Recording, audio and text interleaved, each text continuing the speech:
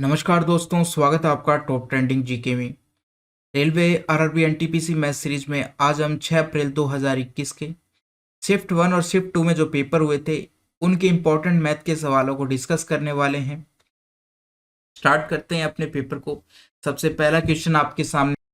Video continue करें उससे पहले मैं आपको बता दोस्तों, जो भी कैंडिडेट स्पेशल ग्रुप डी और एनटीपीसी सीबीटी 2 एग्जाम की तैयारी कर रहे हैं, डेली एक मॉक टेस्ट लगाकर अपनी तैयारी को रखिएगा, कॉन्फिडेंस लेवल को बढ़ाइएगा, टाइम मैनेजमेंट को बेहतर कीजिएगा, कौन सा सेक्शन वीक है उसको बूस्ट कीजिएगा। अभी टेस्ट बुक पर जो भी कैंडिडेट है मॉक टेस्ट सीरीज नहीं ज्वाइन की है, अभी भी आपके पास अवसर है। टीटीजी के कूपन कोड यूज करके मैक्सिमम 39 रुपये का डिस्काउंट ले सकते हैं। ये ईयरली टेस्ट बुक पास है जिसमें आपके रेलवे के अलावा बैंकिंग, डिफेंस, एसएससी, यूपीएससी जितने भी स्टेट और सेंट्रल लेवल गवर्नमेंट एग्जाम होते हैं, एक ही पास में सारे मॉक टेस्ट अवेलेबल हो जाते हैं जो सेम एग्जाम पैटर्न और डैशबोर्ड पर आधारित होते हैं। ज़्यादा जानकारी के लिए लिंक डिस्क्रिप्शन बॉक्स में, टेक्स्ट बुक ऐप और वेबसाइट दोनों पर ये ऑफर अवेलेबल है, तो इस डील को जरूर ग्रैब कीजिएगा। चलिए यहाँ पर कंटिन्यू कर लेते हैं, देख लेते हैं इन सभी मैथ के क्वेश्चंस का क्या एग्जैक्ट सॉल्यूशन होने वाला है। क्वेश्चन नंबर 2 है। एक आयताकार सौर पैनल की लंबाई इसकी चौड़ाई से 5% अधिक है और सौर पैनल का क्षेत्रफल आपको 210 मीटर स्क्वायर दे रखा है। चौड़ाई ज्ञात करनी है। तो सबसे पहले हम इस 5% को भिन्न में लिख सकते हैं 1/20।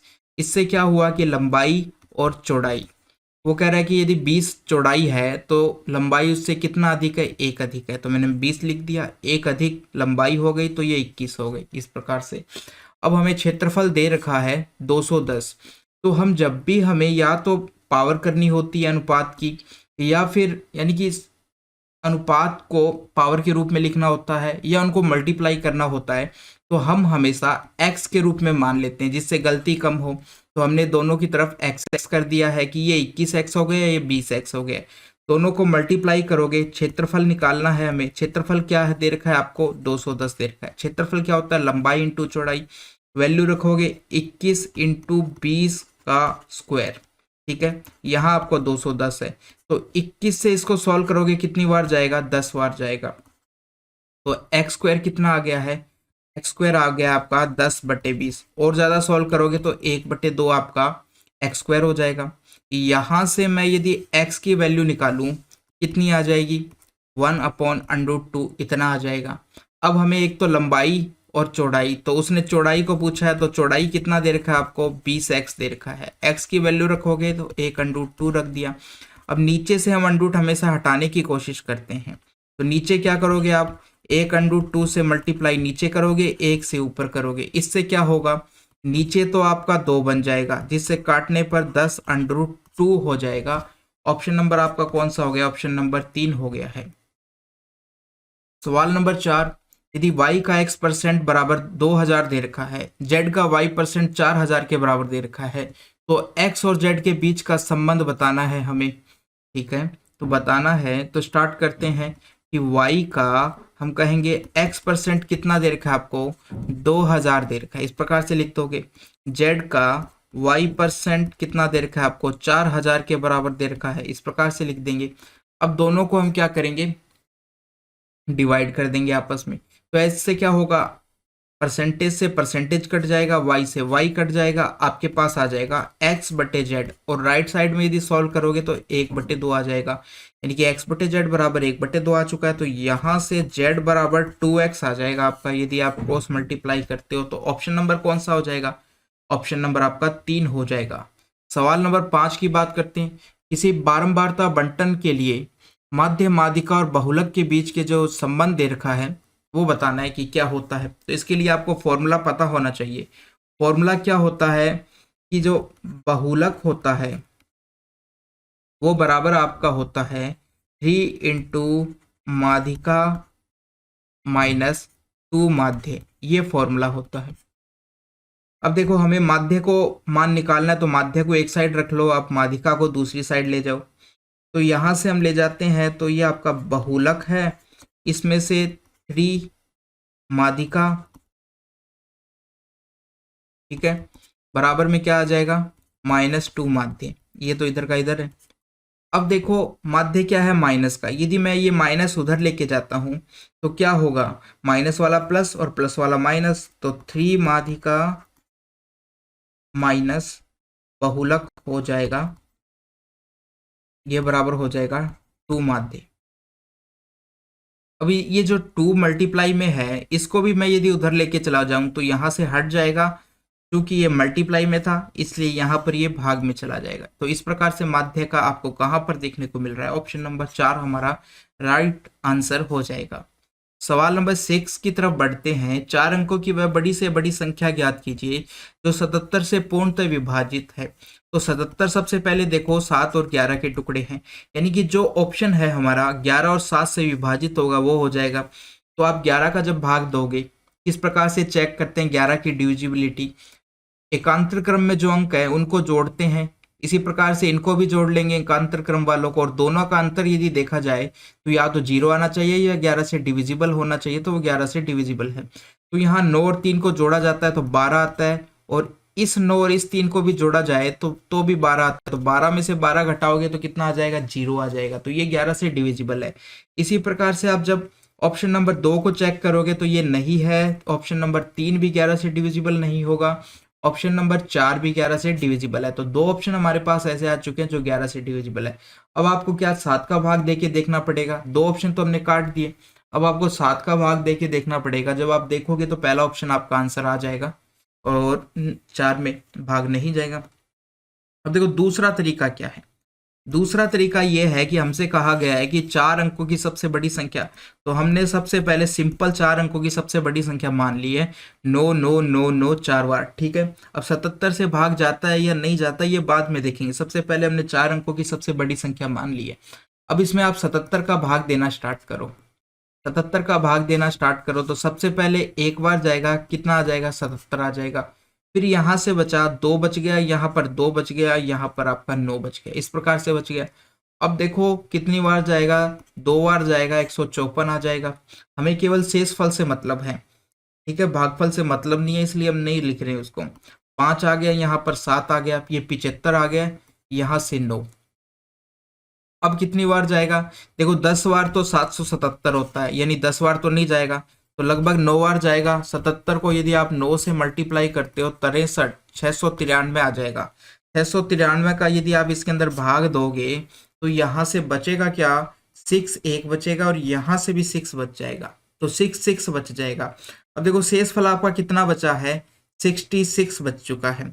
अब जो ये बचा है शेष फल, यदि ये नहीं बचता, यदि ये नहीं होता तो पूरा पूरा भाग चला जाता, यानी कि जो हमने संख्या मानी थी उसमें से आप 66 घटा दो तो ये बचेगा आपके पास, इसमें पूरा पूरा भाग चला जाएगा, क्योंकि 66 हमारे पास एक्स्ट्रा बचा, उसको यदि हम उस संख्या से घटा दें तो जो बची हुई संख्या है उसमें पूरा पूरा भाग चला जाएगा। तो 9933 ये हमारा ऑप्शन हो गया। ऑप्शन नंबर 1 आपका राइट आंसर हो जाएगा। इस प्रकार से क्वेश्चन नंबर 7, यदि ए और बी ऐसे न्यून कोण हैं कि tan A बराबर tan B, तो a प्लस बी का मान कितना होगा? देखो हम जानते हैं क्या, यदि a प्लस बी बराबर यदि 90 डिग्री है तो हम कह सकते हैं कि ये चीज़ आपको देखो यहाँ तो इन्होंने tan वाला पूछा है, हम सभी को डिस्कस कर रहे हैं, साइन a कोस b के बराबर हो जाएगा। इसी प्रकार से हम कहेंगे tan a बराबर किसके हो जाएगा? कोट b के बराबर हो जाएगा। इसी प्रकार से sec किसके बराबर हो जाएगा? sec a बराबर हो जाएगा, कोसेक बी के बराबर हो जाएगा। ये सब बराबर होते हैं जब दोनों कोणों का योग 90 डिग्री के बराबर होता है। जैसे हम साइन की बात कर लें कि मैं साइन 15 को क्या लिख सकता हूँ, तो 90 होना चाहिए दोनों कोणों का योग। यदि कोस के रूप में लिखना है तो इसको मैं 75 लिख सकता हूँ। आप डायरेक्ट इस प्रकार से लिख सकते हो। ऐसा कब लिखा जा सकता है? जब इन दोनों कोणों का योग 90 के बराबर होता है। तो एक तरीका तो ये है। दूसरा फिर आप क्या है कि ये सिंपल निकाल सकते हो। कैसे? जो आपको दिया गया है उसको लेके चलो। आपके पास tan a है और कोट b है, tan a है और कोट b है। वैल्यू रख के भी देख सकते हो कि दोनों बराबर कब आते हैं। tan बराबर आता है कोट के 45 पे, यानी a का मान भी 45 और b का मान भी 45 रखना पड़ेगा। दोनों को जोड़ोगे तो 90 के बराबर आ जाएगा। इस प्रकार से और देखो क्या कर सकते हैं, कोट को tan के रूप में चेंज कर दो। tan के रूप में यदि चेंज करोगे तो आप 90 माइनस क्या लिखोगे? यहाँ से b लिखोगे, 90 माइनस b लिख दोगे, और 90 माइनस b, और इधर आपका tan आ गया। तो दोनों तरफ यदि tan tan है तो हम लिख सकते हैं कि a बराबर हो सकेगा हमारा 90 माइनस b के। तो यहाँ से a प्लस बी आपका 90 के बराबर हो जाएगा। ये भी आ चुका है। तो इस प्रकार से भी कर सकते हो, काफी सारे तरीके। ऑप्शन नंबर कौन सा हो जाएगा? ऑप्शन नंबर हमारा 4 हो जाएगा। सवाल नंबर 8। अब देखो, ए अनुपात बी दे रखा है, बी अनुपात सी दे रखा है, सी अनुपात डी दे रखा है, एडी निकालना है। यानी स्टार्टिंग वाली संख्या और लास्ट वाली संख्या का यदि निकालना होता है तो आप सिंपल कैसे कर सकते हो, 2 5 लिख दो, सभी अनुपात को इसी प्रकार से लिख दो। बस ये है कि आपको ध्यान रखना पड़ेगा कि वो क्रम से हो। यदि अनुपात उल्टा लिखा गया, जैसे देखो ए से बी की तरफ बढ़े, फिर बी से सी की तरफ बढ़े, अब सी यहाँ पर आ गया तो वापस सी से डी की तरफ बढ़े, इस प्रकार से होना चाहिए। यदि संख्याओं को अनुपात उल्टा दिया हुआ आया है, आपको आगे पीछे लिख दिया है, तो आपको वो चेक करना पड़ेगा। अब यहाँ से हम इनको जो काट सकते हैं वो काट दो, 5 से 5 कट जाएगा, 8 से 8 कट गया, कितना बचा? 2:11 आ जाएगा। ये आपका ऑप्शन नंबर 3 हो गया। या फिर आप इस प्रकार से मान लो कि देखो ए अनुपात बी अनुपात सी अनुपात डी, इस प्रकार से। ए बी कितना दे रखा है आपको? 2:5 दे रखा है, इसमें गलती होने का चांस कम रहेगा। 5:8 दे रखा है। सी डी कितना दे रखा है? 8:11 दे रखा है आपको, इस प्रकार से। अब आपको इन तीनों संख्याओं को मल्टीप्लाई करना है और इन तीनों संख्याओं को मल्टीप्लाई करना है। तो इनको जब आप तीनों को मल्टीप्लाई करते हो, कितना आ जाएगा? ये 5 8 40 हो गया है, 40 को 2 से करोगे तो 80 हो जाएगा। इसी प्रकार से यहाँ पर मल्टीप्लाई करना पड़ेगा। 5 8 40, 40 को 11 से करोगे तो इतना आ जाएगा। जीरो से देखो आपका जीरो कट जाएगा और सॉल्व करोगे तो 2:11 आ जाएगा। इस प्रकार से भी कर सकते हो। तो ये दोनों मेथड है। सवाल नंबर 10 की बात करते हैं। निम्न में से कौन सा सही है? सही है तो हम स्टार्ट करते हैं। सबसे पहले हमें ऑप्शन चेक करने पड़ेंगे। पहले ऑप्शन को यदि आप चेक करते हो, क्या आएगा? या तो कोसेक स्क्वायर की जगह आपको साइन रखना पड़ेगा या साइन की जगह कोस रखना पड़ेगा। तो मैं 1 माइनस कोस स्क्वायर को साइन स्क्वायर रख देता हूँ, साइन स्क्वायर रख देता हूँ। तो मेरा कितना हो जाएगा? एक साइन स्क्वायर तो ये हो गया, एक साइन स्क्वायर ये हो गया। तो माइनस का एक साइन स्क्वायर प्लस का हो गया है, साइन स्क्वायर ए माइनस माइनस साइन स्क्वायर एक पहले से दे रखा है। इस पूरे का मान हमने क्या रख दिया है? साइन स्क्वायर ए रख दिया है। इस प्रकार से हो गया है। अब इन दोनों को घटाते हो तो आपका मान कितना आता है? 0। यानी लेफ्ट साइड और राइट साइड बराबर आ रहा है। यानी लेफ्ट में भी 0 आएगा क्योंकि दोनों घटाओगे 0, और राइट में 0 दे रखा है। तो यानी कि ये ऑप्शन तो हमारा सही है। ठीक है, ये ऑप्शन तो आपका राइट है। लेकिन देखो गेम उसने क्या खेला है, पहला ऑप्शन तो सही है, आप टिक कर दोगे तो फंस जाओगे। देखो अब आगे बात करते हैं। जब आप ऑप्शन नंबर 3 को चेक करोगे तो ये आपका ऑप्शन गलत आएगा। या तो आप सेक को 10 में चेंज कर लो या 10 को सेक में चेंज कर लो, आपका नहीं आएगा। देखो चेक करते हैं। 9 सेक स्क्वायर ए है, सेक स्क्वायर 9। देखो 9 को कॉमन लेते हो और सेक स्क्वायर ए माइनस करोगे तो आपका कितना बचेगा? 1 बच जाएगा। 9 को तो कॉमन ले लिया और बाकी का 1 बच गया। सेक स्क्वायर ए माइनस 10 स्क्वायर ए, तो ये 9 आता है और राइट साइड में आपको 2 दे रखा है। तो ये इक्वल नहीं है, इक्वल नहीं है तो ये ऑप्शन कट गया। ऑप्शन नंबर 4 की बात करते हैं। आपका फॉर्मूला होता है कि tan 2a का फॉर्मूला क्या होता है? tan 2a का फॉर्मूला क्या होता है? 2 tan a upon 1 minus tan square a, ये फॉर्मूला होता है। जब आप इसके अंदर मान रखोगे तो आपका मान, यानी कि ये हमारा आंसर सही बैठेगा, लेफ्ट साइड और राइट साइड बराबर होगी। तो ऑप्शन नंबर 4 भी आ गया, ऑप्शन नंबर 1 भी आ गया था। और ऑप्शन नंबर 2 की यदि बात करते हैं तो इसके अंदर तो पहला ऑप्शन और दोनों ऑप्शन को शामिल किया गया है। तो कौन सा ऑप्शन हम चूज करेंगे जिसके अंदर दोनों के दोनों है? क्योंकि यहाँ पर 3 ऑप्शन राइट है, तो कौन सा चूज करोगे जिसके अंदर दोनों दिए गए हैं? तो दोनों सही वाला कौन सा ऑप्शन है? ऑप्शन नंबर 2 है। तो ये आपका राइट आंसर होगा, बाकी नहीं होंगे। सवाल नंबर 14। जब एक संख्या का 30% दूसरी संख्या में जोड़ा जाता है, दूसरी संख्या के 140% के बराबर हो जाता है। पहली संख्या और दूसरी संख्या का अनुपात बताना है। मान लिया कि पहली संख्या हमारी क्या है? x मान लिया, दूसरी संख्या को मैंने y मान लिया। तो x का 30%, ठीक है भाई, x का 30% दूसरी संख्या में जोड़ा जाता है, यानी कि y में जोड़ा जाता है। तो क्या हो जाता है? दूसरी संख्या के 140% के बराबर हो जाता है। इस प्रकार से लिख दिया। अब हमने इक्वेशन बना दी, अब तो कुछ भी नहीं बचा है आपके पास। सिंपल, अब तो सवाल सिंपल है कि हमें x और y का अनुपात बताना है। तो देखो x, अब यहाँ पर परसेंटेज का साइन हटाओगे तो नीचे कितना आ जाएगा, 100 आ जाएगा। यहाँ पर हमारे पास देखो y अकेला है, y अकेला है तो y को मैं उधर लेके चला जाता हूँ, y दोनों एक साइड ले जाते।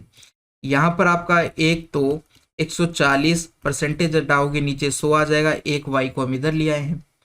अब यदि हम राइट साइड में एलसीएम लेते हैं तो y तो देखो दोनों में से कॉमन आ जाएगा, और ये एलसीएम लोगे तो यहाँ 100 आएगा, ये 40 आ जाएगा, नीचे आपका 100 है पहले से। इधर आपका x इंटू 30/100, तो 100 से 100 कट जाएगा, 0 से आपका 0 कट जाएगा। एक्स वाई का अनुपात क्या आ जाएगा, एक्स वाई का अनुपात 4:3 आ जाएगा, एक्स वाई का अनुपात 4:3 आ जाएगा। ऑप्शन नंबर 4 हो गया। सवाल 15, रवि ने 20% वार्षिक चक्रवृद्धि ब्याज की दर पर एक वर्ष के लिए 16,000 का ऋण लिया, जिसमें ब्याज की गणना तिमाही चक्रवृद्धि आधार पर करनी है, यानी कि 3 माह के पे ब्याज काउंट हो रहा है, 3 माह की अवधि पे ब्याज काउंट हो रहा है। तो एक साल में तिमाही कितनी होती है, 4 तिमाही होती है, ठीक है। वह राशि याद कीजिए जो रवि को एक वर्ष के बाद चुकानी होगी। देखो अब नया सवाल की बात करें तो हमारा मूलधन कितना हो गया, 16,000 था तो 16,000 ही है। दर की बात करते हैं तो कितनी तिमाही होती है, टोटल 4 तिमाही होती है, 3-3 महीनों की 4 अवधि होती है। तो दर को आप चौथाई कर दो, 20 में 4 का भाग दोगे तो 5% आ जाएगी, दर आपकी 5% आ गई है। समय की बात करते हैं, समय कितना हो गया है, पहले एक साल की बात कर रहा था, अब 3-3 महीनों की 4 अवधि हो गई है, तो 4 अवधि हो गई है, टोटल क्या हो गई है, 4 अवधि हो गई है। ये आपको अब निकालना क्या है, हमें मिश्र धन निकालना है। तो मिश्र धन बराबर क्या हो जाता है, मिश्र धन बराबर आपका होता है मूलधन 1 प्लस दर बटे 100, 1 प्लस क्या कहें कि 100 प्लस दर बटे 100, और ऊपर क्या आ जाएगा, आपका समय आ जाएगा। मान रख दो मूलधन आपका कितना है, 16,000 रुपये है। दर कितनी देर की आपकी, 5%, तो ऊपर कितना हो जाएगा, 105 हो जाएगा, नीचे आपका 100 आ जाएगा। यदि आप 105 को 100 से काटोगे तो मैं लिख सकता हूँ यहाँ पर 21/20 डायरेक्ट लिख सकता हूँ, और अवधि लिख दो, ऊपर 4 हो गई है, इस प्रकार से। अब आप यहाँ तो देखो 16,000 है आपके पास, इसको यदि आप ओपन करते हो तो नीचे आपका कितना हो जाएगा, 2 कितनी बार है, 4 बार आएगा, तो 4 बार आएगा तो 16 आ गया, और साथ में 10 की पावर कितनी आ गई है, 4 आ गई है 10 की पावर, और ऊपर क्या आ जाएगा, 21 की पावर 4 है, 21 इंटू 21 इंटू 21 इंटू 21, इस प्रकार से लिख देते हैं। अब देखो ये 16 से तो देखो 16 कट गए, और 3 जीरो कट गए, 1 जीरो नीचे बच गई है, 1 जीरो बच गई है। इसका मतलब क्या है कि दशमलव कितने स्थान के बाद में आएगी, एक स्थान के बाद में आएगी, एक स्थान के बाद में आएगी, क्योंकि नीचे एक ही जीरो है और ऊपर तो कोई भी संख्या दशमलव में है नहीं। तो यहाँ पर देखो 2 स्थान के बाद दिया गया है, यानी कि हम जो भी निकालेंगे वो केवल एक स्थान के बाद आएगा, एक जीरो के बाद आएगा, एक दशमलव के राइट साइड में एक अंक तक आएगा। अब आप इन सबको मल्टीप्लाई मत करो, केवल इकाई का अंक देख लो, क्योंकि सब के अंदर इकाई का अंक देखो अलग अलग है। यहाँ पर 25 है जो तो होगा ही नहीं, क्योंकि 2 स्थानों के बाद तक तो हमारा मान ही नहीं आएगा, एक स्थान तक ही आएगा दशमलव के। और बाकी आपका देखो ऑप्शन नंबर 1 कट गया। अब इसमें 2 दे रखा है, इसमें 3 दे रखा है इकाई का अंक, इसमें 1 दे रखा है। अब हमें पता है 1 को मल्टीप्लाई करोगे तो लास्ट में 1 ही आएगा, तो बस ऑप्शन नंबर हमारा 4 हो गया है। इतनी कैलकुलेशन हमें नहीं करनी है, ऑप्शन नंबर 4 हो गया है। आगे बढ़े, सवाल नंबर 17, निम्न में से कौन सा त्रिभुज की भुजाओं की माप हो सकती है। देखो क्या होता है कि कोई भी भुजा, यदि मैं 3 भुजाएं हैं त्रिभुज की, ठीक है, त्रिभुज की यदि 3 भुजाएं हैं तो त्रिभुज की भुजा होने के लिए कंडीशन क्या है कि एक भुजा अन्य 2 भुजाओं के योग से, तो कोई भी 2 भुजाएं ले लो, अन्य 2 भुजाओं के योग से तो छोटा होगा, और अन्य 2 भुजाओं के अंतर से क्या होगा, बड़ा होगा। अन्य 2 भुजाओं के योग से तो क्या होगा, छोटा होगा, और अन्य 2 भुजाओं के योग से क्या होगा, बड़ी होगी। तीसरी भुजा, कोई भी भुजा ले लो आप, ये नियम फॉलो होता है, ये बड़ा या बराबर, छोटा या बराबर, ये होता है। ठीक है, तो ये नियम होता है, ये आपको ध्यान रखना है। अब आप ऑप्शन चेक करने पड़ेंगे, कोई भी भुजाएं ले लो। हम सबसे पहली वाली भुजा को x मान लेते हैं, इसको y, इसको z मान लेते हैं। तो आप यहाँ पर 11 रखोगे, ठीक है, और बाकी दो संख्याओं का योग करोगे, 10 आया। देखो 10 आ रहा है, क्या फॉलो कर रहा है? नहीं कर रहा, 10 बड़ा नहीं है 11 से, तो ये ऑप्शन आपका कट गया। ऑप्शन नंबर 2 की बात करते हैं, ये हमने एक की बात करी। ऑप्शन नंबर 2 की बात करते हैं, यहाँ आप एक को रखोगे, एक से 1.5 प्लस 3 क्या बड़ा है। छोटा और चेक कर लेते हैं, क्या 3 से 1.5 छोटा है? छोटा नहीं है, तो ये कट गया आपका। 1.5 आएगा जो कि बड़ा, यानी कि छोटा नहीं है एक से, तो ये भी ऑप्शन आपका कट गया। ऑप्शन नंबर 3 की बात करते हैं, 5 हो गया यहाँ। तो अब 7 प्लस 4 करना है, यहाँ 7 माइनस 4 करना है। 7 माइनस 4 कितना आता है? 3 आता है, ठीक है, और यहाँ आपका कितना आ जाएगा? 11 आ गया। तो इनके बीच में ही है 5, ठीक है, 3 से तो बड़ा है 5 और 11 से छोटा है, तो ये हमारा आंसर हो गया। ऑप्शन नंबर 4 भी आप इसी प्रकार से चेक कर सकते हो। तो एक चीज तो ये हो गई, यहाँ पर इस कंडीशन का ध्यान रखना कि त्रिभुज बनने के लिए ये कंडीशन होनी चाहिए। अब एक कंडीशन होती है कि त्रिभुज न्यून कोण पूछ लिया जाए कि अधिक कोण है या न्यून कोण है, 3 भुजाएं दे दे। तो देखो वो कैसे है, आप समकोण के लिए तो जानते हो, समकोण के लिए क्या होता है कि जो सबसे बड़ी भुजा है, मान लिया कि सबसे बड़ी भुजा z है, तो z का स्क्वायर अन्य दो भुजाओं के योग के बराबर होता है, इस प्रकार से होता है, ठीक है। ये तो हो गया समकोण की कंडीशन। न्यून कोण की यदि बात की जाती है, तो ये जो z स्क्वायर है ये छोटा होगा अन्य दो भुजाओं के योग से, क्या होगा? छोटा होगा, तो ये न्यून कोण हो जाएगा, और यदि बड़ा होगा तो अधिक कोण हो जाएगा। और अधिक कोण के लिए क्या हो जाएगा? जेड स्क्वायर आपका बड़ा होगा इन दो भुजाओं के स्क्वायर के योग से। तो ये हो गई कंडीशन समकोण त्रिभुज होने की, न्यून कोण त्रिभुज होने की, अधिक कोण होने की, और ये वाला आपका किसी त्रिभुज को बनने की कंडीशन ये वाली है। तो ये आपका ऑप्शन नंबर 3 हो गया। आगे बढ़ते हैं, सवाल नंबर 26। एक स्टीमर धारा की दिशा में चलते हुए दो बंदरगाहों के बीच की दूरी 6 घंटे में तय करता है, ठीक है। स्टीमर धारा की दिशा में चलते हुए दो बंदरगाहों के बीच की दूरी 6 घंटे में तय करता है। यदि धारा की विपरीत दिशा में चलते हुए उसी दूरी को 8 घंटे में तय करता है, तो धारा की दिशा में तो देखो कितना टाइम लग रहा है, समय का अनुपात आपको दे रखा है। दिशा में तो देखो हमें 4 क्वांटिटी, सबसे पहले बात करते हैं, आपको ये 4 क्वांटिटी निकालनी होती है, 2 दी मिलेगी और 2 नहीं दी मिलेगी, x y, x plus y और एक्स माइनस वाई। ये सबसे पहले आपको कैलकुलेट करना है, यदि नहीं दिया है तो इनको कैलकुलेट करने की कोशिश करनी है। एक्स क्या है? ये स्टीमर की शांत जल के अंदर चाल है, स्टीमर की चाल कह देता हूं इसको। ये धारा की चाल है, और जोड़ने पे क्या आता है? अनुकूल चाल आ जाता है। और ये प्रतिकूल है, यानी धारा की विपरीत दिशा में प्रतिकूल चाल है। अब देखो आपको इसमें से 2 दिए होंगे, 2 नहीं दिए होंगे, कैसे? देखो समय का अनुपात हमें दे रखा है, अनुकूल में 6 घंटे लगते हैं और प्रतिकूल के अंदर 8 घंटे लगते हैं, ठीक है। ये अनुकूल का समय है और ये प्रतिकूल का समय है। तो देखो चाल क्या होगा, दूरी तो समान है तो चाल उल्टी हो जाएगी, यानी कि ये आपका 3:4 भी कह सकते हैं। तो इनको यदि आप विपरीत लिखते हो तो 4:3 हो गया, इस अनुपात में हो गई चाल, इस अनुपात में हो गई आपकी प्रतिकूल और चाल। तो ये आपका 4 हो गया है, ये 3 हो गया है। अब हमें x और y यहाँ से निकालने हैं, कैसे निकालोगे? दोनों को जोड़ के 2 से डिवाइड कर दो, तो वो आपकी स्टीमर की चाल आ जाएगी, 7/2 हो जाएगी। और धारा की चाल दोनों को घटा कर 2 से डिवाइड कर दो, वो आपकी 1/2 आ जाएगी। तो स्टीमर की चाल हमारे पास इस अनुपात में आ चुकी है। अब देखो इनको आपको इस अनुपात में आ चुकी है।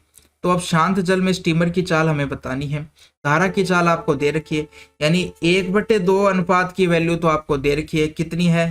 3 है। 3 है। 1/2 अनुपात की वैल्यू तो 3 है, वो दे रखी है हमें। तो 1 अनुपात की वैल्यू कितनी हो जाएगी, 6 हो जाएगी। हमें निकालना है 7/2 अनुपात की वैल्यू निकालनी है। तो ये कितना हो जाएगा, 6 इंटू 2/6 इंटू, इस प्रकार से कर दोगे, कितना आ जाएगा, ये आपका 21 आ जाएगा। यानी शांत जल में जो चाल है स्टीमर की वो 21 किलोमीटर प्रति घंटा हो जाएगा। ऑप्शन नंबर 4 हो जाएगा इस प्रकार से। सवाल नंबर 27, एक लंबवर्तीय बेलन के वक्र पृष्ठ के क्षेत्रफल और पूर्ण पृष्ठीय क्षेत्रफल का अनुपात 2:5 है। बेलन की ऊंचाई और त्रिज्या का अनुपात हमें ज्ञात करना है। अब देखो एक बेलन है, उसके वक्र पृष्ठ का क्षेत्रफल क्या होता है, वक्र पृष्ठ के क्षेत्रफल की बात करें तो 2πr(h) होता है।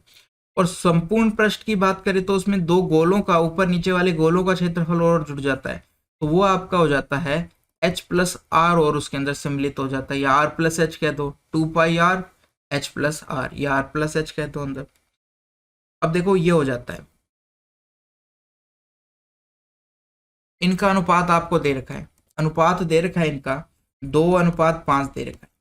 तो थोड़ा सा हम सरल कर लेते हैं। यहाँ से यदि 2π से 2π कट जाएगा, एक r से एक r और कट गया, तो ये अनुपात आ गया आपके पास किसका, हम कहेंगे ये अनुपात हमारे पास h+r का अनुपात आ गया है। कितना आ गया, 2:5 आ गया है। तो यहाँ से आप यदि h की वैल्यू 2 है तो r की वैल्यू कितनी हो जाएगी, h की वैल्यू यदि 2 है तो h+r की वैल्यू 5 है। तो h की वैल्यू यदि 2 है तो r की वैल्यू कितनी हो जाएगी, 3 हो जाएगी, क्योंकि h+r टोटल कितना है, 5 है। तो ये अनुपात हो गया इनका। ऑप्शन नंबर कौन सा हो जाएगा, ऑप्शन नंबर 4 हो जाएगा। यही पूछा गया है, ऊंचाई और त्रिज्या का अनुपात। देखो यहाँ से आपने कैलकुलेट किया, h तो आपका 2 आ गया है, फिर आप h+r से r निकालोगे, r कितना आ गया, 3 अनुपात आ गया। तो ये रखा आपने और इस प्रकार से हो गया।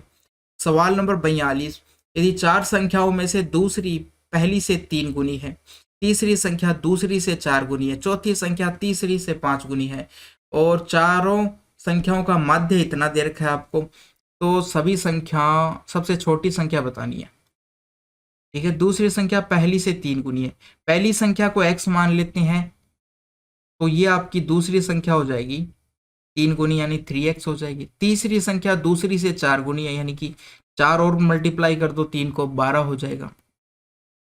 फिर चौथी के लिए हमको तीसरी संख्या को 5 से, यानी इसको 5 से और मल्टीप्लाई करना पड़ेगा, तो ये आपकी 60x हो गई है। इस प्रकार से यदि सभी संख्याओं के माध्य की बात करते हैं, पहली हो गई, दूसरी हो गई, तीसरी हो गई, चौथी संख्या हो गई, पांचवी, 4 ही संख्या कैसे हो गई, 4 ही संख्या है, ठीक है। पहली दूसरी संख्या पहली संख्या की 3 गुनी है, ठीक है। तीसरी संख्या दूसरी संख्या की इतनी है, और चौथी संख्या तीसरी की 5 गुनी है, ठीक है। 4 संख्याएं हैं, 4 संख्याएं हैं। यदि माध्य की बात कहा गया है तो 4 से डिवाइड करोगे, ये आपका कितना है, 1900 के बराबर है। तो मैं इस 4 को इधर से हटा के इधर भी तो ले जा सकता हूँ, 4 को इधर ले गया। अब इन सबको जोड़ोगे आप, 60 और 15 जोड़ते हो तो 75 हो जाता है, 75 एक और 76 हो जाता है। 76x की वैल्यू आपकी कितनी आ गई, 1900 इंटू 76, 1938 76 होता है आपका, ठीक है। इसको डायरेक्ट लिख देते हैं, 7600 हो गई है। तो x की वैल्यू आपकी कितनी आ जाएगी, यहाँ से 100 के बराबर आ जाएगी। सबसे छोटी संख्या कितनी हो गई है, x थी हमारी, तो 100 के बराबर हो गई। ऑप्शन नंबर आपका 2 आ गया, ये आंसर। सवाल नंबर 48, इस प्रकार से दिया गया है a+b√7, a और b का मान बताना है। देखो जब भी घटाना है, कि यदि मैं इसको x मानूं तो ये 1/x हो गया। तो इस प्रकार से यदि घटाते हैं तो कैसे निकालते हैं मान हमारे पास, इसको हम a मान लेंगे, इसको b मान लेंगे। तो a into b, 4a into b बटे में क्या आएगा, 4a इंटू बी। अब देखो पहले यदि माइनस वाला ऊपर है तो यहाँ पर माइनस और बाहर आ जाएगा, यदि प्लस वाला होता तो पहले जो देखो ये बाद में आ रही है, ये पहले आ रही है। पहले वाले में यदि माइनस ऊपर है तो माइनस और बाहर आ जाएगा, तो माइनस हो गया, और a² प्लस नीचे b² हो जाएगा, a² minus b², a² minus B square, ये आ जाएगा। मान रखो, देखो -4, फिर यहाँ पर आप रखोगे a का मान √7 रख दोगे और b का मान 1 रखोगे, तो यहाँ पर आपका b का मान 1 रखोगे, ठीक है। या फिर आप माइनस ना भी ध्यान रखो, ऐसे साइन के साथ मान लेने की कोशिश करो ऊपर से, तो आपका यहाँ से क्या आ जाएगा, b आपका -1 आएगा। तो इस प्रकार से b आपका जब -1 आएगा तो यहाँ पर केवल माइनस तो बाहर आ जाएगा, 4√7 हो जाएगा ऊपर, और नीचे आपका क्या आएगा, 7 का स्क्वायर, यानी √7 का स्क्वायर -1। तो यहाँ से आपका माइनस, उसके बाद ये 4 और √7 और नीचे आपका 6 आ जाएगा। सरल करोगे तो -2√7/3 हो जाएगा, ये आ जाएगा आपका। तो ये आपका देखो क्या आया है, a आया है या b आया है, इससे तुलना करते हैं हम। तुलना किससे करेंगे, a + b√7 से करेंगे। जो √7 का गुणांक है वो हमारा b होगा और बाकी बची हुई संख्या a होगी। तो देखो जो संख्या आई है वो केवल √7 के गुणांक वाली संख्या आई है, यानी कि हम कह सकते हैं कि a हमारा 0 हो गया है। और इसकी बात करें तो ये कितना हो जाएगा आपका, ये -2√7/3 हो जाएगा। इस प्रकार से हो गया है, ठीक है। तो ये आपका ऑप्शन नंबर कौन सा हो गया, ऑप्शन नंबर आपका √7 का तो गुणांक है b, तो b क्या हो गया आपका, √7 का गुणांक हो गया है। तो ये हो गया आपका एक आपका ये, तो ऑप्शन नंबर ए हो गया है। सवाल 49, दो धनात्मक संख्याओं का गुणनफल इतना दे रखा है, उनका भागफल 4/3 है, तो संख्याएं ज्ञात कीजिए। दो धनात्मक संख्याओं का गुणनफल कितना दे रखा है, 972 दे रखा है और भागफल इतना दे रखा है। मान लिया कि दो संख्याएं हमारी कौन सी है, x और y है, तो इन दोनों का गुणनफल हो जाएगा 972 के बराबर, इन दोनों का भागफल यानी कि इस प्रकार से 4/3, 4/3 इस प्रकार से हो गया। इनका भागफल कितना हो गया, 4/3 के बराबर, यानी कि ये संख्याएं किस अनुपात में, x और y आपकी 4:3 में होगी। मैं मान लेता हूं कि x मेरा 4 है, 4a है और y मेरा 3 है, इस प्रकार से हो गया। अब ये वैल्यू आप यहाँ पे रख दोगे तो क्या हो जाएगा आपका, एक तो 4 × ये 12 हो जाएगा, 12a² बराबर आपका 972 के बराबर हो जाएगा। अब इसको आप सोल्व करो, 12 का यदि आप इसके अंदर भाग देते हो, 12 7 है 84, 12 8 है 96 और 12 एकम 12, a² का मान इतना आ गया, तो a का मान आपका 9 आ जाएगा।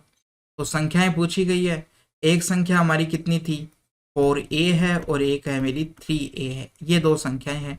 तो 4a की वैल्यू कितनी हो जाएगा, a रखोगे आप, ये आपका 36 हो जाएगा और ये आपका 27 हो जाएगा। ऑप्शन नंबर कौन सा हो जाएगा, ऑप्शन नंबर आपका 1 हो जाएगा। सवाल नंबर 56 में आपको ये दे रखा है और इसका मान निकालना है, तो कैसे करेंगे। यदि मेरे को x + 1/x दे रखा होता है, तो k के बराबर दे रखा होता है, तो हम x² + 1/x² बराबर कहते हैं k² - 2।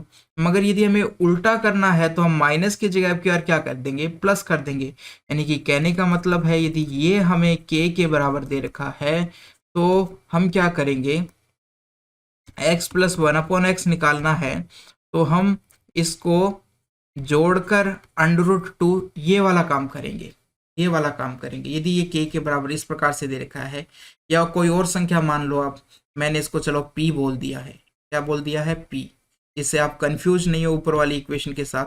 यदि p दे रखा है तो आप p + 2 करके √ करोगे, तो यहाँ पर ये दे रखा है आपको। अब इसमें क्या करना है हमें, सबसे पहले 4 दे रखा है, 4 से हम यदि स्क्वायर निकालेंगे तो क्या करना पड़ेगा, इसको 2 जोड़ोगे तो 62, 2 जोड़ने पर कितना हो जाएगा, 41 हो जाएगा। ये किसका स्क्वायर होता है, तो या तो आपको याद होना चाहिए या आप निकाल भी सकते हो। जैसे 62 41 आपको दे रखा है, पीछे की दो संख्याओं से इस प्रकार से टुकड़े कर दिए। अब यहाँ पर 1 या तो 1 × 1 होता है या फिर 9 × 9 होता है, ठीक है, तब आता है 1। 9 को 9 से गुणा करने पर 81 यानी कि 1 आता है। अब 62 से छोटा यदि स्क्वायर की बात करें कितने का होता है, 62 से छोटा स्क्वायर कौन सा होगा, तो 4 की बात, 7 की बात करें तो 49 आएगा, 8 की बात करें तो 64 आएगा, यानी 7 होगा। तो यानी कि या तो मेरा 79 हो सकता है या 71 हो सकता है। बीच वाली संख्या आप चेक कर लो, बीच में एक संख्या आती है 75, 75 का निकालना आसान है 5 वाली संख्या का, पीछे 25 आएगा, 7 8 इससे एक ज्यादा 8 होता है, तो 7 8 56। क्या ये इससे बड़ा है, तो इसका मतलब 79 का स्क्वायर होगा, तो ये 79 हो गया। अब हमें निकालना है x प्लस 1/x, तो वापस से आप अंडरूट करोगे और इसके अंदर क्या कर दोगे, 2 जोड़ दोगे, 2 जोड़ दोगे तो कितना हो जाएगा, 81 हो जाएगा। कितना आएगा, 9 आ जाएगा आपका x प्लस 1/x का मान। ऑप्शन नंबर आपका 3 हो गया है। सवाल नंबर 58, यदि किसी गोले की त्रिज्या 3 गुनी की जाती है तो इसके पृष्ठीय क्षेत्रफल में होने वाली वृद्धि ज्ञात कीजिए। गोले की त्रिज्या में 3 गुना, तो सबसे पहले त्रिज्या की बात करते हैं। क्षेत्रफल में हमेशा त्रिज्या का स्क्वायर आता है, आपको ये पता है। यदि मैंने इसको r माना तो क्षेत्रफल में हमेशा r स्क्वायर आता है, आगे चाहे कुछ भी हो, वो तो कांस्टेंट राशि है। बस हमें इतना ध्यान रखना है कि यहाँ पे जो चर राशि r है तो यहाँ पर उसका r स्क्वायर हो गया है। तो अब यहाँ पर देखो, गोले की त्रिज्या 3 गुनी हो जाती है, पहले 1 अनुपात थी, अब 3 गुनी हो गई है। तो क्षेत्रफल क्या हो जाएगा, इसका स्क्वायर, 1 का स्क्वायर 1 होता है, 3 का स्क्वायर 9 होता है।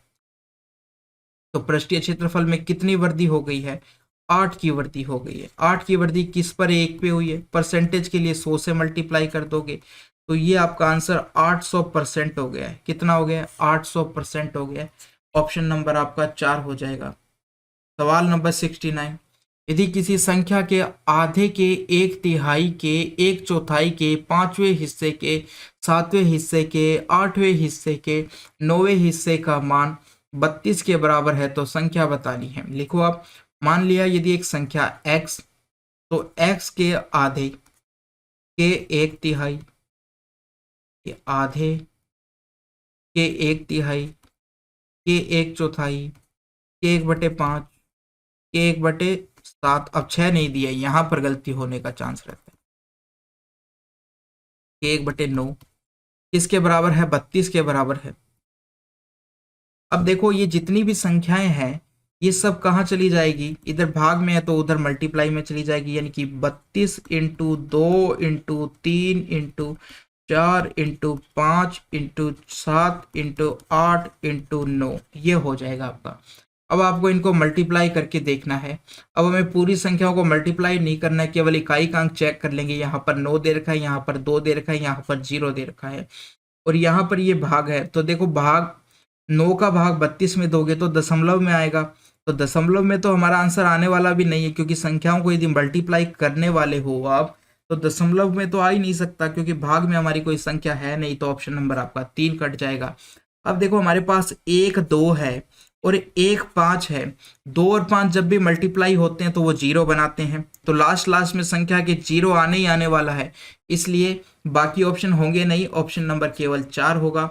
जितने 2 और जितने 5 हैं, 2 और 5 जितने भी हैं वो मिलकर आपस में 0 बनाते हैं। जितने 2 और 5 होंगे वो उतनी ज़्यादा 0 आएगी। यहाँ पर केवल दोनों में से जो कम है, यानी कि केवल एक ही 5 है यहाँ पर, तो एक 0 आ जाएगी। तो ये ऑप्शन नंबर हमारा कौन सा हो जाएगा, ऑप्शन नंबर 4 हो जाएगा। इस प्रकार से आपको चेक करना है लास्ट में। सवाल नंबर 79, एक अशून्य परिमेय संख्या का ऋणात्मक मान ज्ञात कीजिए।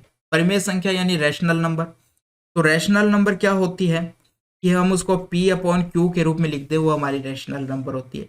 तो यदि आप इसको माइनस लगा दो किसी अशून्य, यानी कि ये शून्य नहीं होनी चाहिए, परिमेय संख्या, और वो उसका ऋणात्मक मान भी क्या होता है, इसको भी हम एक परिमेय संख्या ही बोलते हैं। बस कहने का मतलब ये है। तो ये भी हमारी क्या हो गई, एक परिमेय संख्या ही हो गई। बस ये ऋणात्मक परिमेय संख्या एक धनात्मक परिमेय संख्या होती है।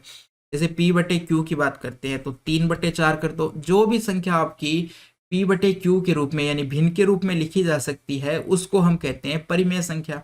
तो बस कोई भी संख्या हो सकती है, 5/6 लिख दो, 7/8 लिख दो, किसी को भी लिख दो आप, 10/5 लिख दो, ये भी हमारी हो गई। तो ये सभी संख्याएं क्या है, भिन्न के रूप में आ गई, इसलिए हम इसको कहेंगे ये हमारी परिमेय संख्या है। यदि इसके आप माइनस आगे लगा दोगे तो ये ऋणात्मक परिमेय संख्या हो जाएगी, लेकिन परिमेय संख्या तो परिमेय संख्या ही रहने वाली हो, तो इसलिए ऑप्शन नंबर आपका 3 हो गया। अब शिफ्ट 1 का पेपर कंप्लीट। 2 की बात कर रहे हैं। सबसे पहला सवाल, बहुपद के मूलों के वर्गों का योग आपको 34 दे रखा है। ठीक है, मूल मान लिए हमने इसके अल्फा इंटू बीटा मान लिए, तो मूलों के वर्गों का योग यानी alpha square plus beta square बराबर इतना दे रखा है। अब हमें इस समीकरण से हम दो चीजें निकाल सकते हैं, अल्फा प्लस बीटा निकाल सकते हैं, अल्फा इंटू बीटा यानी मूलों का गुणनफल और योग निकाल सकते हैं। ये क्या होता है, बी अपॉन ए होता है, और ये आपका ये माइनस बी अपॉन ए होता है, और ये सी अपॉन ए होता है। तो b की वैल्यू कितनी दे रखी है आपको, 8 दे रखी है, तो -8, और a की वैल्यू 1 है, तो इसलिए ये -8 हो गया है। और यहाँ से ये आपका 15/1 हो चुका है, तो ये कितना हो गया आपका, इनका गुणनफल 15 हो गया है। स्क्वायर हमें दे रखा है, alpha square plus beta square दे रखा है इतना, तो ये 15 के आएगा इसका मान, क्योंकि के और है साथ में, इतना हो गया। अब देखो हमें alpha square plus beta square दे रखा है, हमसे के का मान पूछा है, तो जब भी मुझे, जैसे ही मुझे ये अल्फा स्क्वायर बीटा स्क्वायर दिखा, तो मुझे ऐसा लगा कि इसका स्क्वायर करना पड़ेगा। तो देखो हमें पता है ये हमारे पास अल्फा प्लस बीटा आ गया, ये स्क्वायर इन दोनों का, और ये इनका गुणनफल आ गया। तो मुझे पता चल गया कि ये तीनों कहाँ पर आते हैं। जब मैं अल्फा प्लस बीटा का स्क्वायर करता हूँ, तो एक तो alpha square plus beta square आ जाता है, एक इनका गुणनफल भी आ जाता है यहाँ से अल्फा इंटू बीटा, इस प्रकार से। तो इसका मान तो आप 8 रखोगे तो ये आपका 64 हो जाएगा। ये आपको दे रखा है 34 दे रखा है, और ये आपका 15 के है, तो कितना हो जाएगा, 30 के बराबर हो जाएगा, इस प्रकार से हो जाएगा। अब 34 को आप उधर ले जाओगे तो ये 30 हो जाएगा, बराबर 30 के है, तो यहाँ से के की वैल्यू कितनी आ जाएगी, 1 आ जाएगी, क्योंकि 30 से 30 कट जाएगा। ऑप्शन नंबर कौन सा आएगा, ऑप्शन नंबर 1 आ जाएगा, इस प्रकार से। सवाल नंबर 7, किसी आयत की लंबाई वाली भुजा पर एक अर्धवृत्त खींचा गया है, चित्र में छायांकित भाग का क्षेत्रफल ज्ञात कीजिए। तो इस आयत का क्षेत्रफल निकाल लेते हैं और इस अर्धवृत्त का क्षेत्रफल निकाल लेते हैं, आयत में से अर्धवृत्त का क्षेत्रफल घटा देंगे, तो आयत का क्षेत्रफल कितना हो जाएगा, आयत क्षेत्रफल कितना हो जाएगा, 14 इंटू 10 यानी कि 140 हो गया है। आगे आप सेंटीमीटर स्क्वायर लिख दो। और अर्धवृत्त का क्षेत्रफल ये कितना होता है, ये आपका क्षेत्रफल की बात करते हैं अर्धवृत्त का, πr²/2 हो जाएगा, तो 22/7, और 1 2 पहले से। आर का मान कितना रखना है हमें, अब देखो ये पूरा का पूरा 14 व्यास है, तो रेडियस कितनी हो जाएगी, 7 हो जाएगी। तो यहाँ पर 7 का स्क्वायर यानी कि 7 इंटू 7 कर देता हूँ, एक 7 से एक 7 कट जाएगा, तो आपके पास इस 2 से ये 22 11 बार कट जाएगा, कितना आ जाएगा, ये आपका 77 क्षेत्रफल आ चुका है, 77 सेंटीमीटर स्क्वायर आ चुका है। दोनों का अंतर निकालना है हमें, 140 माइनस 77 करोगे तो कितना आ जाएगा, ये आपका 63 आ जाएगा, जो कि हमसे पूछा गया है।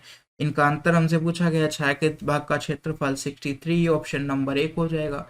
सवाल नंबर 9, नीचे दिए गए आंकड़ों को आरोही क्रम में व्यवस्थित किया गया है। ठीक है, पहले से व्यवस्थित है बढ़ते हुए क्रम में। यदि इनकी माध्यिका 10 है तो p का मान याद कीजिए। माध्यिका क्या होगी, यदि सम संख्याएं है तो बीच की 2 संख्याएं, यदि विषम है तो बीच की 1 संख्या। अब देखो नंबर ऑफ संख्याएं गिनते हैं, ये 3 है, ये 3 है, और बीच में 2 है। ठीक है, तो टोटल कितनी संख्याएं हो गई, 8 संख्याएं होगी। तो बीच की संख्या कौन सी आ गई, एक चौथी संख्या, एक 5वीं संख्या। इन दोनों को जोड़ के आधा कर दो, दोनों को आधा करेंगे तो ये आपका 5p/2 हो जाएगा, जो कि किसके बराबर आएगा, 10 के बराबर आएगा, 10 के बराबर आएगा। तो 2 इधर गया तो ये 20 हो गया, तो बटे में आएगा 5 आएगा, तो कितना आ गया, p का मान 4 आ गया। देखो कहीं पे गलती हो गई है, वापस से करना पड़ेगा। माध्यिका 10 दे रखी है, ठीक है, माध्यिका 10 है, तो एक तो संख्या आपकी 2p+3 लिख दो, एक आपकी है 3p+2 लिख दो, इन दोनों का योग करना है और बटे में आपको 2 करना है। इस प्रकार से माध्यिका आपकी 10 आ जाती है। तो यहाँ से आपका एक तो 5p हो गया है, एक आपका 5 हो गया है, बटे 2 हो गया है, ये आपका 10 के बराबर है। तो यदि आप 5 कॉमन ले लेते हो तो यहाँ से p+1 हो जाएगा, और बटे में आपका 2 बराबर 10 है, इस प्रकार से। तो अब यदि p+1 का मान कितना आ गया, तो हम कहेंगे 20/5 आ गया है। तो p का मान कितना आ जाएगा, ये 4 माइनस 1 हो जाएगा, यानी कि 3 आ जाएगा। ऑप्शन नंबर कौन सा हो गया, ऑप्शन नंबर 2 हो गया। सवाल नंबर 16, निम्नलिखित को हल करना है। इसको अब हमें हल करना है, यहाँ पर सिंपल आपको मान वैल्यू पुट करनी है। देखो साइन 30 की वैल्यू कितनी होती है, 1/2, तो ये आ जाएगा आपका 1/4 हो जाएगा। और cos 60 की वैल्यू कितनी होती है, 1/2, तो ये भी आपका 1/4 हो जाएगा। अब कोट का स्क्वायर दे रखा है 30, तो कोट 30 की वैल्यू कितनी होती है, तो हम कहेंगे 1/√3 होती है, तो ये आपका 3 आ जाएगा यहाँ पर, इस प्रकार से आगे। तो अब देखो इन दोनों को जोड़ते हैं तो ये 2/4, 1/4, तो ये आपका योग करने पर 3/4 हो जाएगा, और यहाँ से आपका 9/4 हो जाएगा। तो 4 आपका एलसीएम आ गया, घटाने पर माइनस का 6 आ गया, और सरल करोगे तो आपका 3/2 आ गया। 3/2 आपको कहाँ पर मिल रहा है, माइनस का, ऑप्शन नंबर 1। सवाल नंबर 20, 14 का वह छोटे से छोटा गुणज ज्ञात कीजिए जिसे 6, 8 और 12 से विभाजित करने पर क्रम से इतना शेष बचता है।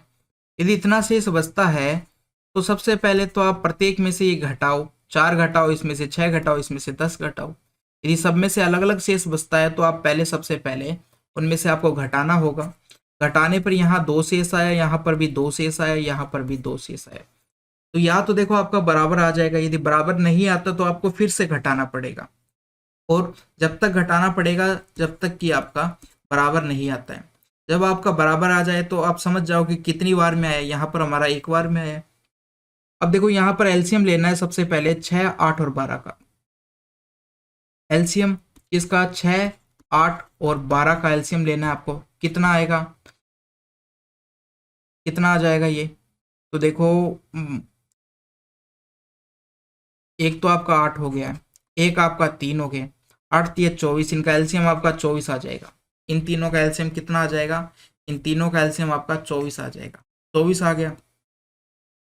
अब जो एलसीएम आया है उसमें से आप क्या करो, n-1, क्योंकि वो 14 का गुणांक है, तो 24n-2 करना है आपको।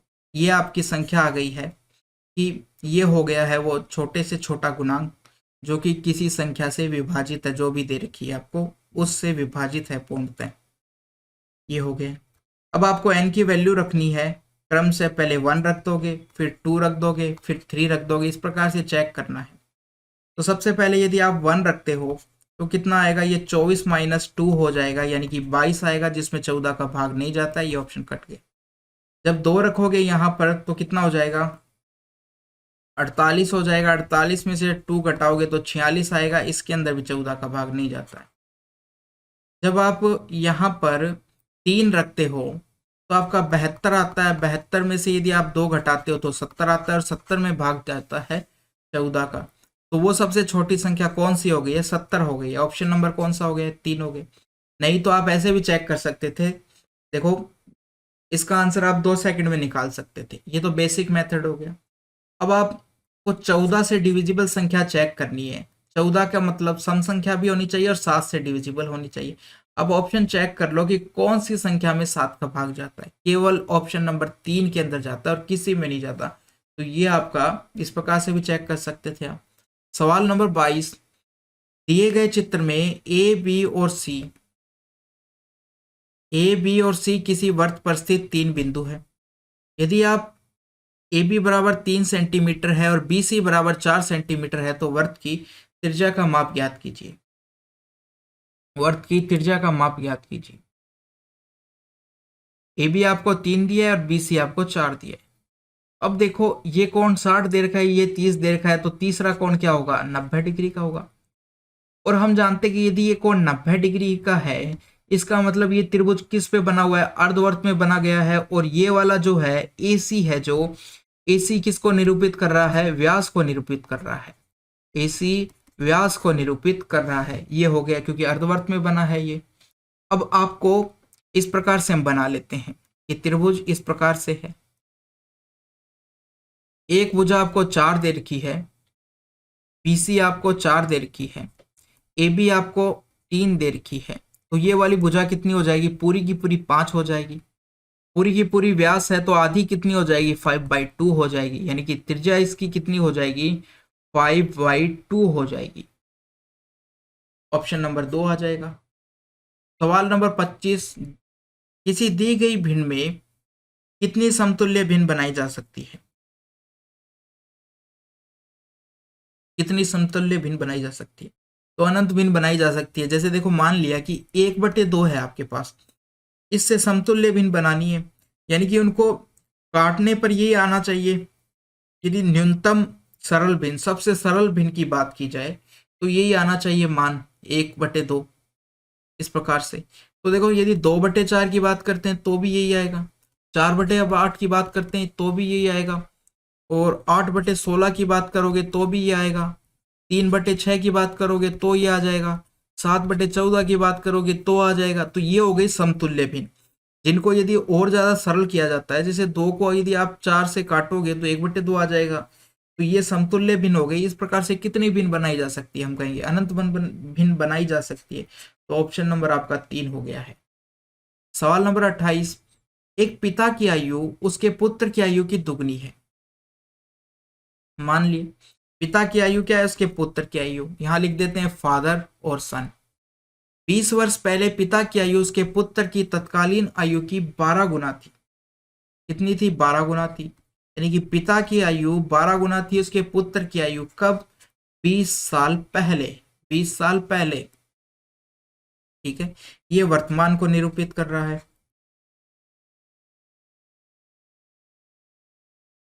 अब देखो यहां पर देखो, जितनी पुत्र की बढ़ी है 20 साल में, उतनी सन की बढ़नी चाहिए, जितनी पुत्र की बढ़ी है उतनी पिता की बढ़नी चाहिए। लेकिन यहाँ पर जब अनुपात देखते हैं तो बराबर नहीं है, 12 से 2 ये तो कम हो रही है, तो हमें अनुपात बराबर करना पड़ेगा। इसके लिए क्या, यहाँ पर अंतर कितने का दिखाई दे रहा है आपको, 11 का, तो इस 11 से नीचे वाले अनुपात को मल्टीप्लाई करना पड़ेगा।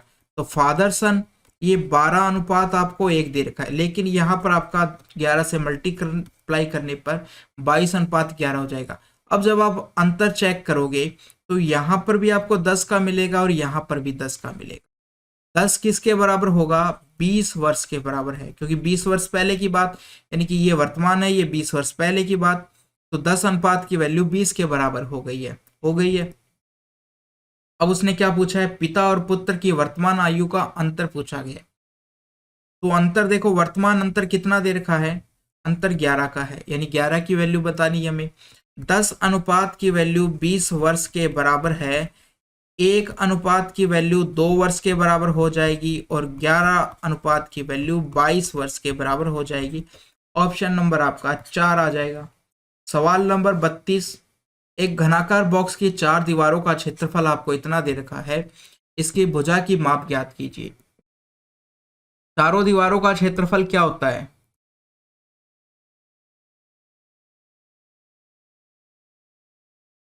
क्या होता है, हम क्या करते हैं कि परिमाप किसका, फर्श का परिमाप, फर्श का परिमाप निकाल लो और उसको ऊंचाई से मल्टीप्लाई कर दो, उसको ऊंचाई से मल्टीप्लाई कर दो। अब घन के आकार का बॉक्स है, यानी सारी भुजाएं बराबर है, लंबाई भी x है, चौड़ाई भी x है और ऊंचाई भी x है। तो फर्श का क्षेत्रफल कितना आ जाएगा, 4a आ जाएगा, और ऊंचाई भी a है, तो a से और मल्टीप्लाई करोगे तो ये 4a² आ गया है। ठीक है, तो 4a² की वैल्यू आपको किसके बराबर दी गई है, 36 के बराबर दी गई है। a² की वैल्यू किसके बराबर हो जाएगी, 9 के बराबर हो जाएगी। तो a हमारी भुजा है जो कि 3 के बराबर हो जाएगी। ऑप्शन नंबर आपका 2 आ जाएगा इस प्रकार से। सवाल नंबर 34, 20 से छोटी अभाज्य संख्याओं की संख्या ज्ञात कीजिए। कितनी संख्याएं, तो 100 तक की अभाज्य संख्याओं के लिए आपके पास एक नंबर है 44, 22, 32, 23 और 21, ये फोन नंबर आपको याद रखना है, दो दो के टुकड़े में याद रखो, 44, 22, 32, 23, 21। ठीक है, पहले 44 है, फिर से उसका आधा कर दोगे तो 22 आ जाएगा, उसके बाद में 32 लिखा हुआ है, उसको उल्टा कर दोगे तो 23 हो जाएगा, और दो कम कर दोगे तो 21 हो जाएगा। इस प्रकार से याद रख सकते हो आप। ठीक है, तो अब देखो ये जो पहला वाला है, ये 1 से लेकर 10 तक की जो संख्या है उनके बीच की अभाज्य संख्याओं को बताता है। ये वाला 4 11 से लेकर 20 तक के बीच की अभाज्य संख्याओं को बताता है। तो हमें निकालना है 20 तक की, तो यहाँ पर देख लो आप कितना है, 4 और 4 8 संख्याएं हो जाएगी, 4 और 4 कितनी हो जाएगी, 8 संख्याएं हो जाएगी, ऑप्शन नंबर 4 हो जाएगा। इससे आप कुछ भी दे रखा हो, कितने के भी बीच में दे रखा हो, आप काउंट कर सकते हो आसानी से। सवाल नंबर 60, एक फल विक्रेता को 42 रुपए में 16 संतरे बेचने पर 25% लाभ प्राप्त होता है। उसने 42 रुपए में कितने संतरे खरीदे, ये कहा गया है। देखो 16 संतरे 42 रुपए में खरीदे हैं, एक संतरे का मूल्य देख लेते हैं, एक संतरे का एसपी यानी सेलिंग प्राइस देख लेते हैं कितना होगा, 42/16 हो जाएगा। आपको सरल नहीं करना है, बीसी पे रखिए आप। ठीक है, ये तो हो गया एक संतरे का एसपी। परसेंटेज में यदि बात करें तो है 25 का उसको लाभ हुआ, तो आपका विक्रय मूल्य कितना आ जाएगा, 125 आ जाएगा। इनको हम सरल भी तो कर सकते हैं, 5 से यदि काटोगे, 25 से काटोगे तो ये आपका 5 आ जाएगा, ये आपका 4 आ जाएगा। तो 5:4 में है हमारा कॉस्ट प्राइस और सेलिंग प्राइस, किस अनुपात में, 4:5 में। तो ये क्या चीज है, 42/16 क्या चीज है, सेलिंग प्राइस की वैल्यू है, तो सेलिंग प्राइस को नीचे, और निकालना किसको है, ठीक है, कॉस्ट प्राइस को। तो कितना अनुपात, 4 निकालना है। इस प्रकार से कर दिया। देखो इस प्रकार से आप समझिए कि 5 ये 5 है, और 5 की वैल्यू आपको किसके बराबर दी गई है, और अच्छे से 5 की वैल्यू आपको किसके बराबर दी गई है, विक्रय मूल्य था हमारा, सेलिंग प्राइस था, सेलिंग प्राइस 42/16, और यहाँ पर 5 है, तो 1 की वैल्यू कितनी हो जाएगी, 42/16। और हमें निकालना है 4 की वैल्यू, तो 42/16 इंटू 4 हो जाएगा, और नीचे 5 था तो यहाँ पे 5 भी, तो यहाँ नहीं, 1 की वैल्यू जब निकालोगे आप तो नीचे 5 और आ जाएगा। तो आप डायरेक्ट इस प्रकार से कर सकते हो। ये हो गया। अब ये आपके पास 4 की वैल्यू आ चुकी है, 4 की वैल्यू यानी कि क्रय मूल्य आपके पास आ चुका है, कितना आ गया, 42/16 इंटू 4/5, ये आपके पास क्रय मूल्य आ गया। अब इसको हम लिख देंगे कॉस्ट प्राइस हो गई है ये हमारी, क्योंकि सेलिंग कॉस्ट प्राइस थी ये। अब आप इसको सरल करो थोड़ा सा, 4 से काटोगे तो ये 4 बार चला जाएगा, ठीक है, इस प्रकार से, और कटेगा तो ये 21 आपका 2 आ जाएगा, और यहाँ पर 10 है, यानी कि इतना हो गया है मूल्य। कॉस्ट प्राइस कितनी हो गई है, एक की कॉस्ट प्राइस 21/10 हो गई है। ठीक है, हमें टोटल 42 रुपए खर्च करने थे, एक का हमें इतना देना पड़ेगा, तो नंबर ऑफ संतरे कितने आएंगे, हम कहेंगे कि 42 में आप एक संतरे का जितना पैसे है उसका भाग दे दो, इतने आएंगे, तो काटोगे तो कितना आ जाएगा, 2 आ गया, ये आपका 20 संतरे आएंगे, यानी कि उसने 20 संतरे खरीदे हैं 42 रुपए में और बेच दिया इतने में। सवाल नंबर 61, एक बैग में 20 गेंद रखी है, जिन पर क्रम से 1, 2, 3 से लेकर 20 तक की संख्याएं अंकित है। बैग से यादृच्छिक रूप से एक गेंद निकालनी है, क्या निकालनी है, एक गेंद निकालने की प्रायिकता निकालनी है। बैग से निकाली गई गेंद पर या तो 3 होना चाहिए या फिर 5। निकाली गई गेंद पर जो संख्या है, बैग से निकाली गई गेंद पर जो अंकित संख्या है, वो या तो 3 या 5 से विभाजित होने वाली संख्या होनी चाहिए। तो प्रायिकता बताओ। तो सबसे पहले देखो 1 से 20 तक की टोटल संख्याएं कितनी हो गई, टोटल संख्याएं बात करें तो 20 हो गई है। अब 3 से विभाज्य, 3 से भाज्य वाली संख्याएं कौन सी है, 3 से भाज्य वाली संख्याएं, एक तो 3 हो गई है, एक 6 हो जाएगी, एक आपकी 9 हो जाएगी, एक 12 हो जाएगी, एक 15 हो जाएगी, और एक हो जाएगी 18 हो जाएगी। 5 से भाज्य, 5 हो गई है, 10 हो गई है, 15 हो गया है, इसके बाद में 20 हो गया। ये संख्या हो जाएगी 5 से भाज्य, ये 3 से भाज्य। इनमें कॉमन संख्या भी आ चुकी है। ये देखो 15 यहाँ पर भी है, 15 यहाँ पर भी है। कॉमन संख्या को हमको एक बार ही काउंट करना है, तो या तो 3 से या 5 से भाज्य संख्याएं कितनी हो जाएगी, 3 या 5 से भाज्य कितनी हो जाएगी, तो गिन लो इनको। 15 को एक बार ही काउंट करना है, तो ये आपकी टोटल हो गई 3 और 3 6, 6 और 3 9 हो गई। 9 संख्याएं ऐसी हो गई है, टोटल संख्याएं 20 है। अब हमें प्रायिकता निकालनी है, तो प्रायिकता क्या हो जाएगी, जो हमसे पूछा गया है वो ऊपर आएगा और टोटल नीचे आएगा। सवाल में जो भी पूछा गया है वो ऊपर आएगा। पूछा क्या गया, 3 या 5 से विभाज्य होनी चाहिए। एक गेंद निकाली है, तो 9 टोटल गेंदें हैं, देखो 9 है ये, तो 9 से ऐसी 9 गेंदें हैं जो 3 या 5 से विभाजित होती है, तो 9 में से एक निकालना है। और टोटल 20 है, तो 20 में से एक निकालना है। ये आपका 9 आ जाएगा, ये 20 आ जाएगा। प्रायिकता इतनी हो गई है, कितनी आ गई, 9/20। ऑप्शन नंबर कौन सा हो जाएगा, ऑप्शन नंबर 2 हो जाएगा। सवाल नंबर 66 की बात करते हैं। इसमें क्या दिया गया, चक्रवृद्धि ब्याज दे रखा है आपको, रेट आपको 12.5 दे रखी है, और 1 साल फॉर 2 years कंपाउंड एनुअली भी 6800 रुपये। क्या कहा गया है कि पर एनम फॉर 2 years, ये दर जो दी रखी है आपको प्रतिवर्ष दे रखी है, और 2 साल का कंपाउंड इंटरेस्ट इतना दे रखा है, यानी चक्रवृद्धि ब्याज दे रखा है हमें 6800 रुपये चक्रवृद्धि ब्याज दे रखा है। 2 साल का समय दे रखा है, दर हमें इतनी दे रखी है, और ये हमें कंपाउंड चक्रवृद्धि ब्याज पे दे रखा है। तो पूछा गया है कि वो राशि कितनी थी, हमने मान लिया x थी, और देखो दर अब इतनी है, कितनी है, 12.5। तो दर को हम कंपाउंड कर लेते हैं 2 साल के लिए, इससे x plus y, x into y बटे 100 इस फॉर्मूले से। तो 12.5 का मतलब 25/2, इसको आप सरल भिन्न में चेंज करोगे तो 25/2% हो जाएगा।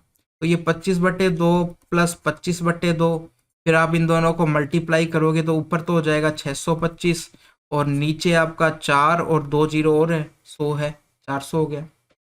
इनको यदि आप जोड़ते हो तो यहाँ से तो आपका 25 आएगा, और इनको करोगे तो ये आपका कितना आ जाएगा, एक 25 से काटते हैं तो ये 25 बार जाएगा, और ये 16 बार जाएगा, तो ये आपका 25/16 आ गया। तो यहाँ से ये आपका वापस से एलसीएम लोगे तो 425/16 आ जाएगा। 425/16% आपकी दर आ चुकी है, 2 साल की कंपाउंड दर हमारी आ चुकी है। अब सवाल आपका सिंपल है कि मूलधन को कितना परसेंट, 425/16, तो परसेंट में है ये, बराबर 6800 के बराबर है। परसेंट का साइन हटाओगे तो नीचे कितना आ जाएगा आपका, 100 आ जाएगा। 425/16 बराबर 6800 आ जाएगा। अब इसको आप क्या करो, बाकी सभी संख्याओं को उधर ले जाओ।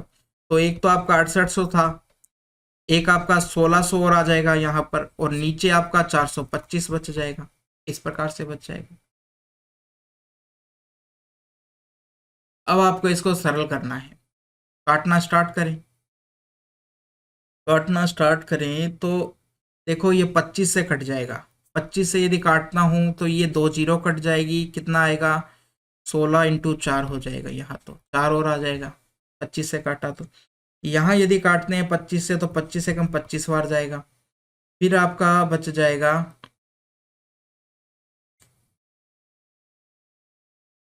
25, यानी 30, 12, 12 और 75, ये आपका 7 बार आ जाएगा। 7 बार जाएगा, 175 बचेगा, 7 बार आ जाएगा। ठीक है, 17 से ये कटेगा, कितना बार कट जाएगा, ये आपका 4 बार कट जाएगा, 400 आ जाएगा।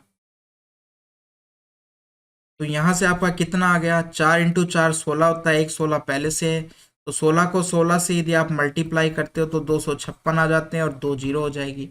ये आपका मूलधन आ चुका है, ऑप्शन नंबर आपका 4 हो जाएगा। सवाल नंबर 69, ए और बी एक साथ मिलकर किसी कार्य को 24 दिन में पूरा कर सकते हैं। उन्होंने 18 दिन तक तो साथ काम किया, ठीक है, 18 दिन तो साथ काम कर लिया। अब कितने दिन का काम शेष बच गया?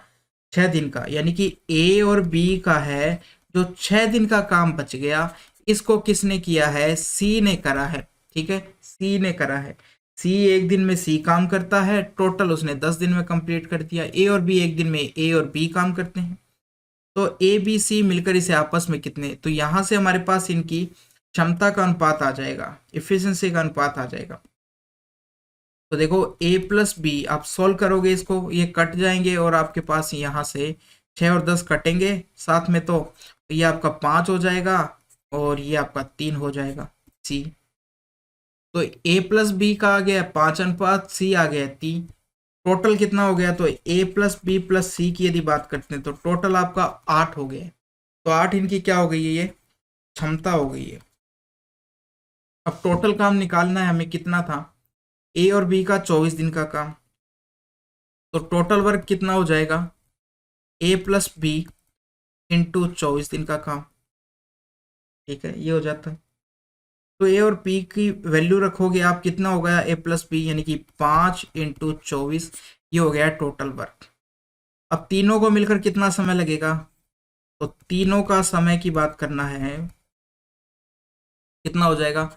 ऊपर तो आपका टोटल वर्क, नीचे तीनों की क्षमता हो जाएगी। टोटल वर्क 5 इंटू 24 हो गया और नीचे क्षमता 8 से डिवाइड करोगे तो ये आपका 15 आ जाएगा। 15 आपका आंसर आ गया, ऑप्शन नंबर आपका 4 हो गया। सवाल नंबर 83, यहाँ पर क्या दिया गया है आपको? 83 में ए माइनस बी बराबर इतना दे रखा है, ए क्यूब माइनस बी क्यूब बराबर इतना दे रखा है, ए बी का मान बताना है। तो ये दोनों किस इक्वेशन में आते हैं? ए माइनस बी का जब होल क्यूब करते हो तो क्या आता है आपके पास? ए क्यूब आता है माइनस बी क्यूब आता है, फिर -3ab माइनस ए माइनस बी, ये होता है। अब यहाँ से ए माइनस बी की वैल्यू रखोगे तो यहाँ 125 हो जाएगा। ए क्यूब माइनस बी क्यूब यहाँ पर 5 के बराबर है, ये 3ab, और यहाँ पर भी ए बी है, ये भी 5 रख सकते हैं। ये आ गया आपका 125, 5 को मैं इधर ले जाता हूँ तो ये आपका कितना बन जाएगा? 120 बन जाएगा। और यहाँ पर -15ab आ गया, तो ए बी की वैल्यू कितनी आ गई कि माइनस की 120/15, इस प्रकार से 15 से काटोगे तो माइनस का 8 आ जाएगा आपका आंसर, ऑप्शन नंबर आपका 4 हो जाएगा। सवाल नंबर 84, एक बैग में 30 गेंदें रखी है जिन पर 1 से लेकर 30 तक की संख्याएं अंकित है। बैग से यादृच्छिक रूप से एक गेंद को निकालना है। बैग से निकाली गई गेंद पर अंकित संख्या के 4 या 6 से विभाज्य होने की प्रायिकता ज्ञात कीजिए। 4 से या 6 से विभाजित होनी चाहिए। तो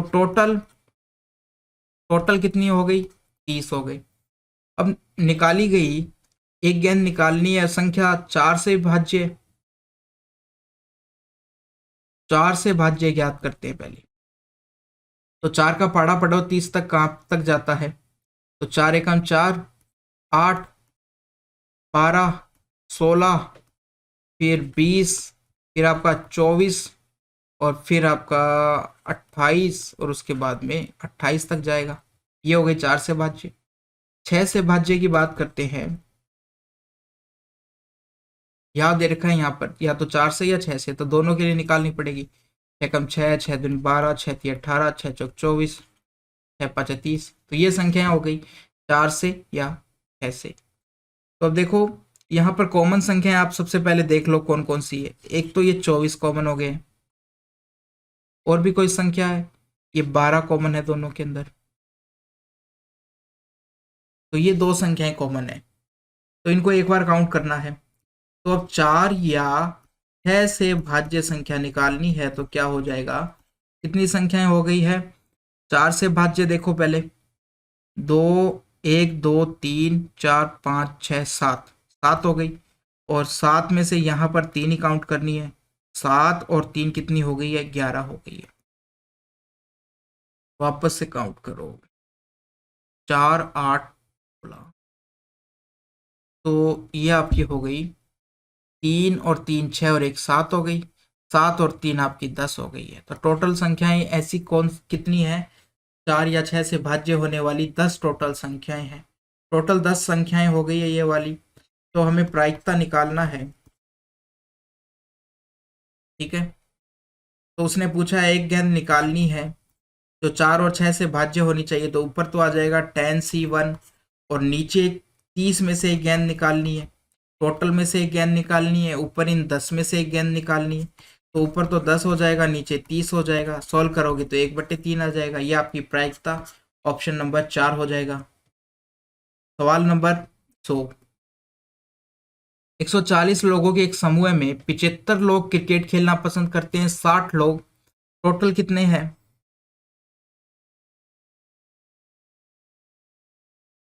टोटल कितने लोग हैं?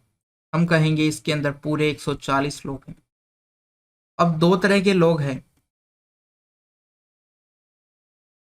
75 लोग क्रिकेट खेलना पसंद करते हैं, ये क्रिकेट का हो गया, ये फुटबॉल का हो गया, ठीक है।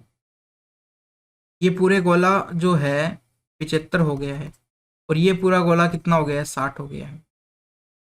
तो अब देखो कॉमन कितने हैं, 35 लोग यहाँ पर है कॉमन, 35 लोग क्या है, कॉमन है। तो कितने लोग कम से कम एक खेल खेलना पसंद करते हैं? ये पूरा सी का गोला है जो 75 है, 35 यदि कम कर दोगे इसको तो यहाँ पर 40 आ जाएगा, और यहाँ पर यदि आप 35 कम करोगे तो 25 हो जाएगा।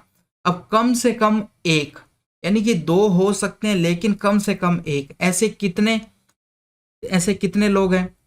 तो एक तो 40 हो गए हैं, एक ये 35 हो गए हैं, और एक 25 हो गए हैं, क्योंकि कम से कम एक से ज़्यादा हो सकते हैं लेकिन कम से कम एक होना चाहिए, ठीक है। तो इस प्रकार से है। तो ये टोटल हो गए हैं। अब इनको आप जोड़ लो, ये 10 हो जाएगा, और यहाँ पर आपका 5, ये आपका 10, एक आई हासिल, 5 और 5 10, यानी टोटल कितने लोग हो गए? ऐसे 100 लोग हो गए हैं। यदि पूछता ऐसे लोग जो एक भी गेम खेलना पसंद नहीं करते हैं, तो क्या करते आप, इस 140 में से ये 100 घटा देते और यहाँ पर आ जाते वो कितने, 40 लोग आ जाते जो कोई भी खेल खेलना पसंद नहीं करते हैं, ठीक है। तो इस प्रकार से हो जाता। ये आपका क्वेश्चन का आंसर है 100, ठीक है। 100। आज का हमारा पेपर हो चुका है कंप्लीट। कैसा लगा आपको जरूर बताना कमेंट के अंदर। अच्छा लगा तो लाइक करना, दोस्तों के अंदर शेयर करना। थैंक यू दोस्तों, मिलते हैं इसी प्रकार के एक और पेपर के साथ।